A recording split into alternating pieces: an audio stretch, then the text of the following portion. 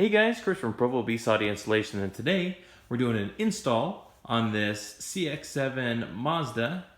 This has the premium BOSE sound system, so within this install we're going to show you how to retain that premium BOSE sound system, steering wheel controls, removing the factory radio, wiring everything up with the new radio, and reinstallation.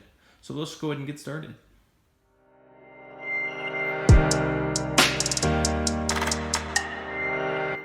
This video is sponsored by HighFlex.com, your go-to place for great fitting shorts that are comfortable and don't suck. Pick yourself up a pair of Stretch Flex Hero shorts and get 15% off at checkout with coupon code ProvoBeast. So with this CX-7, what we need to do is get this factory radio out. Now make sure first CDs are out. It's always a good idea also to remove the negative off the battery, but essentially here, this trim panel up and around the radio comes off, allowing enough space for us to get to the 4 screws on the radio, and it just comes on out, so it's actually really not too bad. So the first thing we're going to do is work on getting that off. Now generally here with the panel tool, you can just get right up underneath here. Just take your time, just like so. Put that out of the way so it doesn't get damaged. The next thing here, you're going to need a Phillips. Be careful not to lose any of the screws.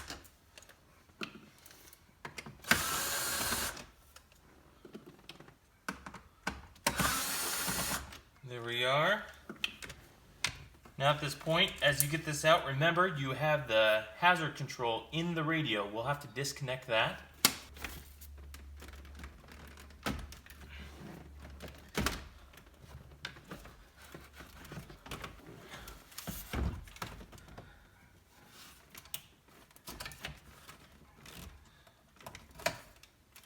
Alright, but the radio is on out. Disconnect our harnesses. Let's get over to the bench and start prepping the wiring harness.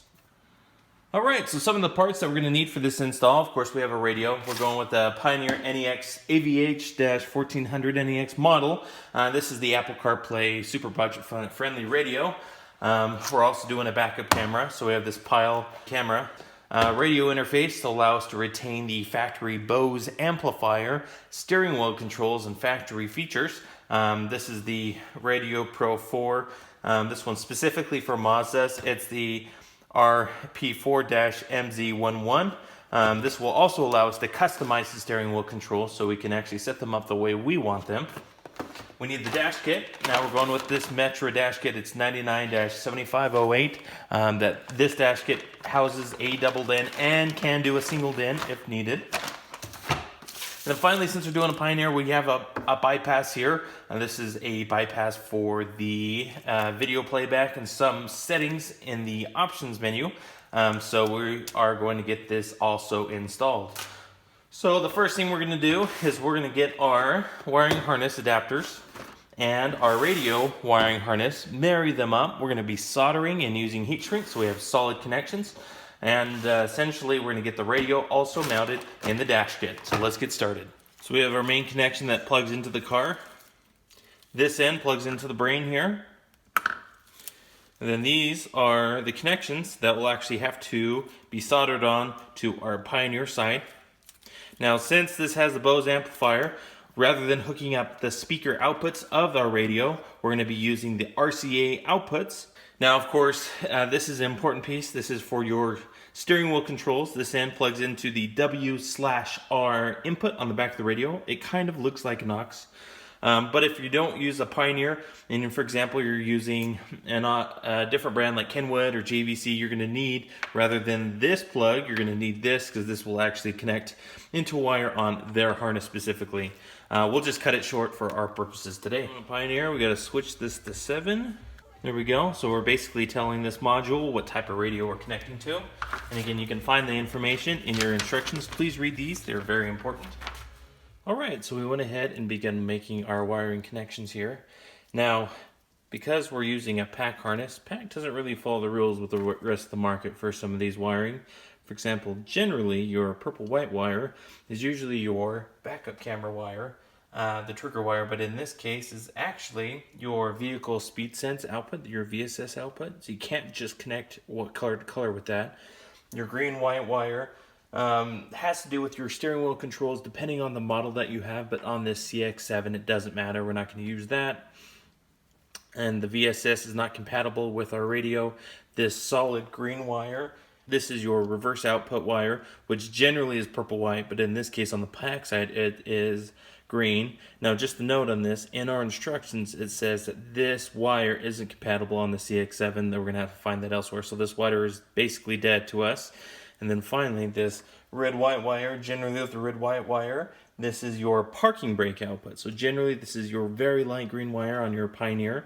Since we're going to bypass the parking brake, we're not going to use that either. So these 4 wires we're actually not going to use. We'll just heat shrink them and tie them away so we actually don't need them at all. Yellow is our power, black is our ground, red is our ignition accessory wire. Nice thing with the red here, it's tied into a factory relay that they actually put on here. So you can actually add other accessories to this red wire without overloading it. So with all those connections made, we're going to cover them all with heat shrink, and we're going to wrap them up with Tesa tape and essentially clean up this harness so it's ready to go for the car. Alright, so we need to go ahead and prep the dash kit here. Now, we have the factory radio, and we've popped our hazard light out. Basically, the button unclips from the housing back behind. You have 2 screws back behind, 2 screws up top. Pull off the wiring as well. Then you're done with your factory radio. Once that's out of the way, we went ahead and pulled out our dash kit.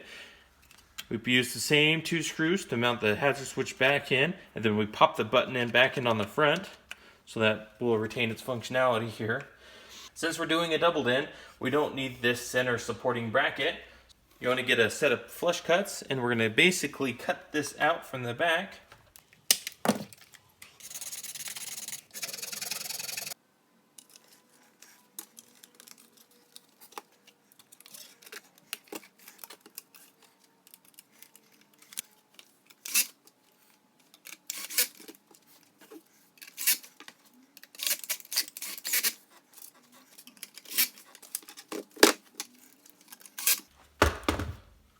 Alright, hazard switch, everything's mounted, nice and even, no gaps.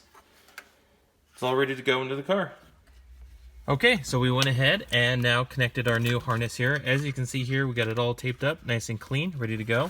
These ends go to the pre-outs on the back of the radio, since this has the premium BOSE sound system to retain.